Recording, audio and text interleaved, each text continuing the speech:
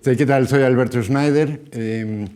Pues soy analista en temas de seguridad. Trabajé durante poco más de 12 años en seguridad pública, tanto en la Ciudad de México como en nivel del gobierno federal. En las áreas, principalmente en áreas de información e inteligencia. Y una temporada que fue muy interesante en la dirección de control de la operación policial. Entonces, digamos que eso me permitió, digamos, ver tanto la parte operativa propiamente del día a día de la policía, como todo el trabajo interno, ¿no?, de generación de información de inteligencia, lo que le llaman un poco inteligencia social, ¿no? Y en ese contexto es que me seguí desarrollando ya más como consultor en estos temas, y pues ahora he estado haciendo un esfuerzo por un poco difundir información al respecto, que creo que es muy necesario, ¿no? Efectivamente hay ahorita una gran discusión en torno al tema, principalmente con el asunto de la Guardia Nacional, ¿no? Por desgracia, desde mi punto de vista, se puede entender por diferentes razones, pero por desgracia, como que toda la discusión ha girado en torno a la Guardia Nacional, a su creación, a que si es civil o es militar, y sin embargo poco se habla y poco se ha difundido lo que es la estrategia en sí. La Guardia Nacional es únicamente una parte, muy importante sin duda, pero es una parte de todo un trabajo inmenso que se está haciendo todos los días en todo el país. Entonces, la discusión, pues sí, tiene que ver con la Constitución. El artículo 21 dice que las policías deben ser de carácter civil. Sin embargo, hay otras disposiciones en la Constitución que le permiten al presidente de la República, en ciertas circunstancias, hacer uso de las Fuerzas Armadas. Entonces, durante años, lo hemos visto, se ha usado a las Fuerzas Armadas para temas de seguridad, de represión, movimientos sociales, en fin, pero siempre de manera ilegal, ¿no? Nunca tuvieron un marco legal, ni siquiera temporal, que justificara o que le diera, digamos, esa cobertura de que se está actuando en un Estado de Derecho. Y eso también propició la impunidad de las propias Fuerzas Armadas, ¿no?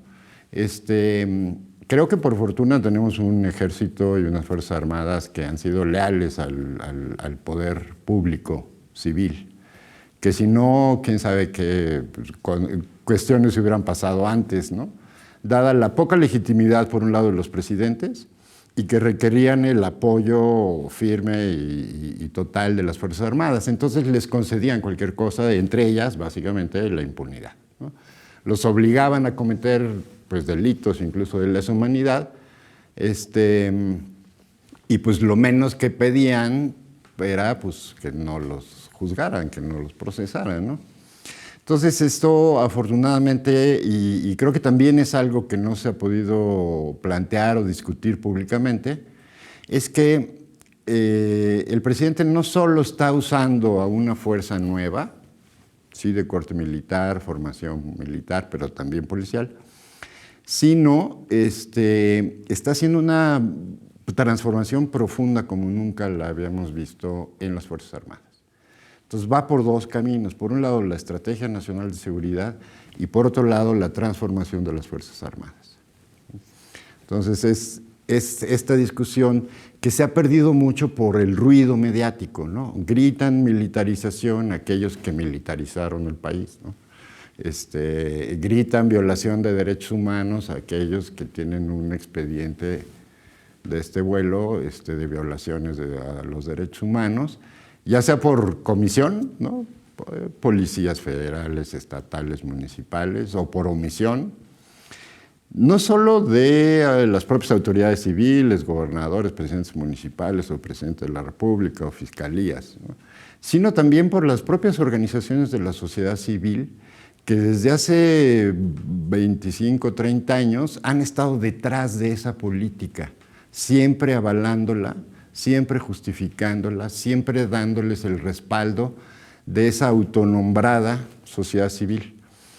Y esa es la que más ruido hace, porque además pues, tienen todos los medios. Entonces, eso ha obligado también al gobierno y a las diferentes autoridades a estar contestando y a estar desmintiendo y a estar... Y se ha perdido, creo que en eso, la gran oportunidad de aclarar y de puntualizar realmente qué es la Guardia, qué es la Estrategia Nacional y cómo está funcionando. Si uno revisa cualquier programa nacional de seguridad pública, pues casi desde Salinas para acá, todos, uno de los grandes puntos que fijan es la necesaria coordinación entre los niveles de gobierno y las diferentes autoridades, fiscalías o antes procuradurías, con seguridad pública, en fin.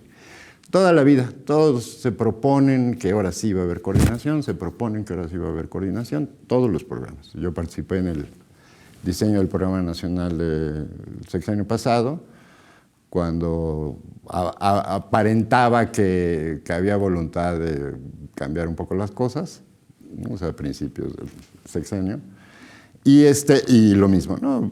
La coordinación, o sea, era uno de los 5 ejes de toda la estrategia nacional. Entonces eso ha sido la misma. Y pues jamás ha habido una real y verdadera coordinación entre autoridades. Se creó con las reformas constitucionales del 2009, durante el gobierno de Calderón, digo, ya con el... Sí, ¿no?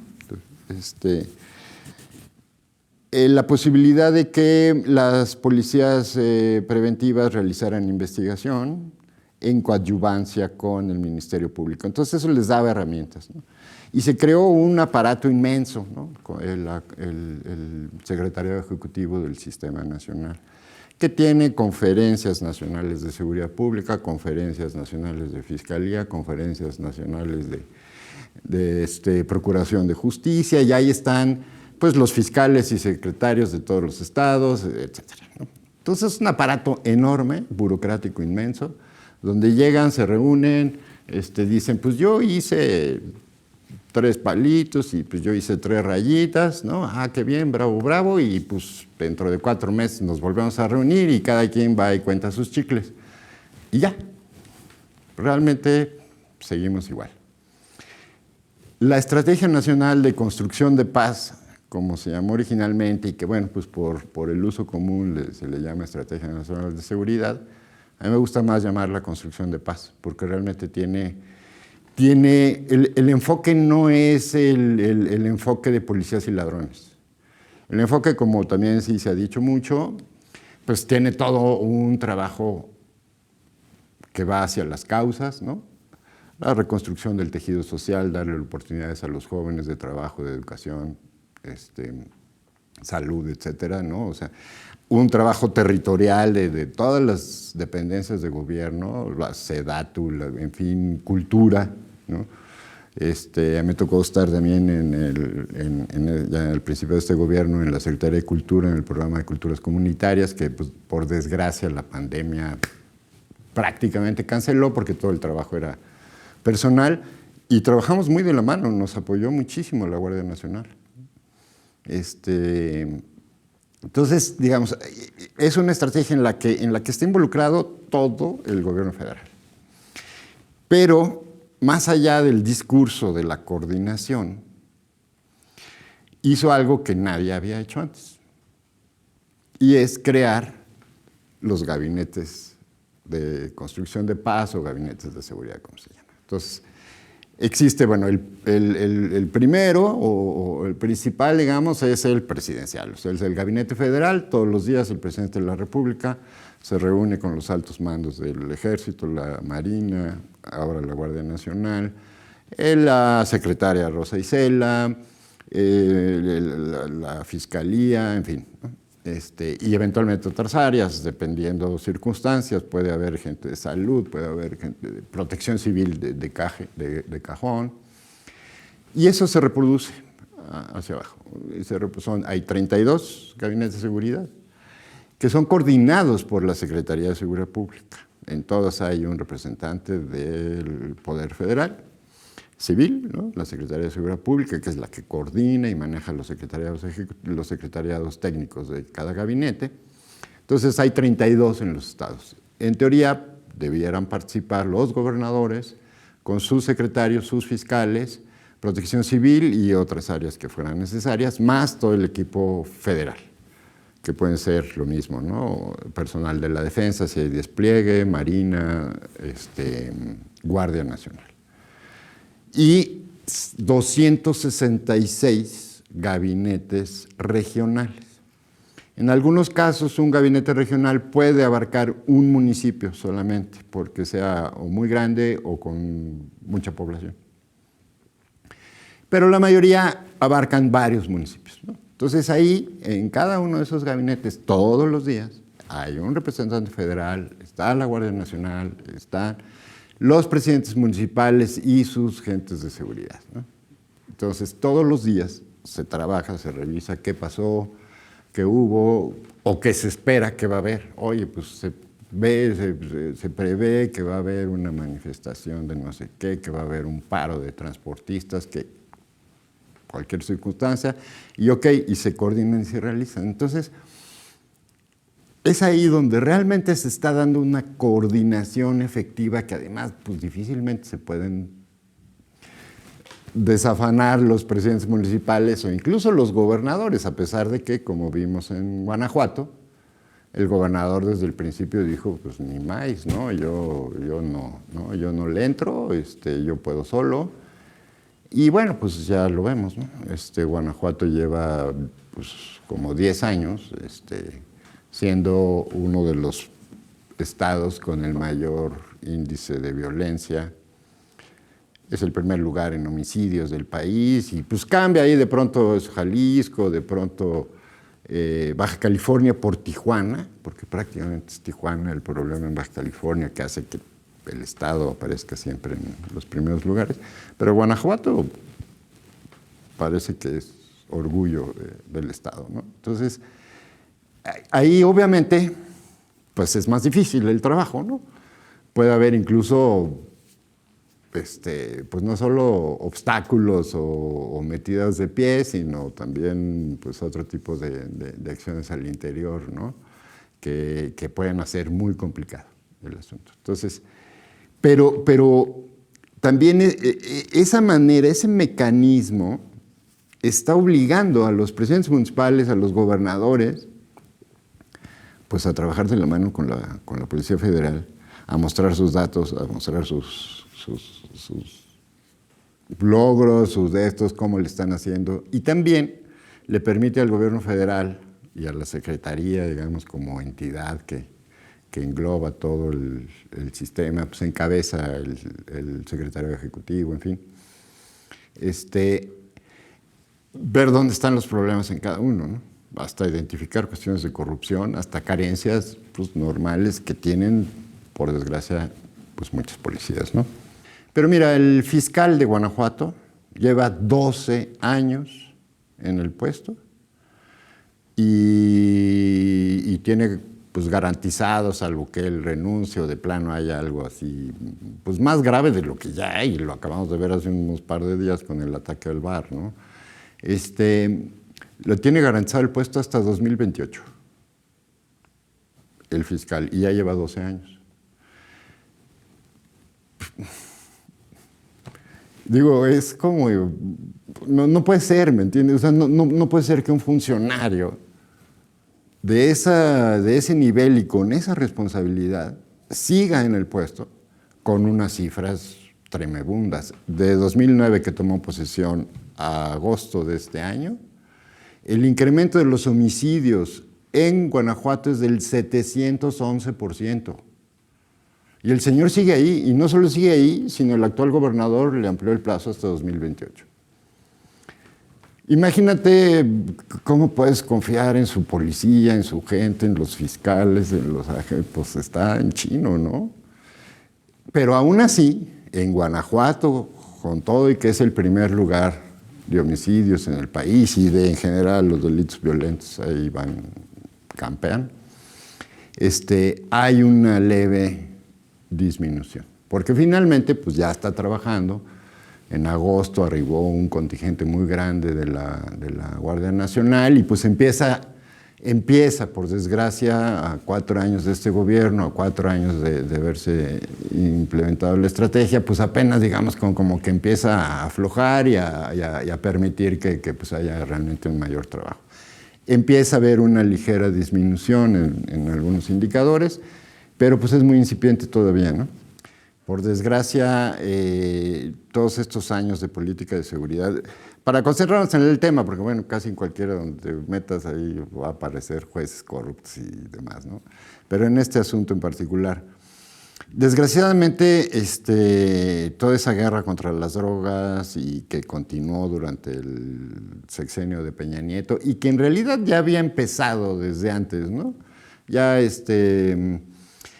ya incluso Zedillo ya había hecho algunas operaciones un poco con ese perfil, ¿no? Bajo el paraguas ese de la Operación Cóndor iniciada en los 70s en los Estados Unidos, ¿no? Y que no ha variado, ¿eh? Su política es la misma. Pero bueno, Fox pues como que dejó hacer, ¿no? Pero con Calderón sí ya fue el acabose porque pues no solo generó y desató una violencia bárbara, sino empoderó a las organizaciones de una manera como nunca antes se había visto, ¿no? Para mí, el operativo o los operativos Rápido y Furioso son un crimen de lesa humanidad, ¿no? O sea, un gobierno que introduce armas de alto poder masivamente y los entrega a los cárteles del narcotráfico, pues ¿qué esperaban? ¿Que jugaran matatena, ¿no? ¿O qué? ¿No? Pues obviamente los iban a usar y lo vimos, ¿no? Y lo seguimos viendo. Pero no solo eso, el poder corruptor, entraron al quite y a hacer negociaciones gobernadores, presidentes municipales, diputados, senadores, ministros, jueces, ministros de la Corte, ¿no? Ahí tenemos el caso de Medina Mora, ¿no? Que pues mejor renunció porque, pues, ¿no?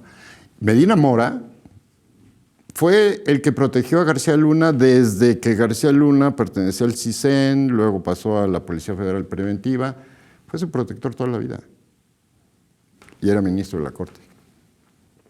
Entonces, sí creo que es el gran hoyo negro de la corrupción y de la impunidad de este país, ¿no? Y lo vemos, ¿no? Con Ayotzinapa, una juez acaba de liberar a quién sabe cuántos detenidos, al propio Abarca, y todos los días vemos alguna resolución que pues es de jalarse los pelos de terror, ¿no?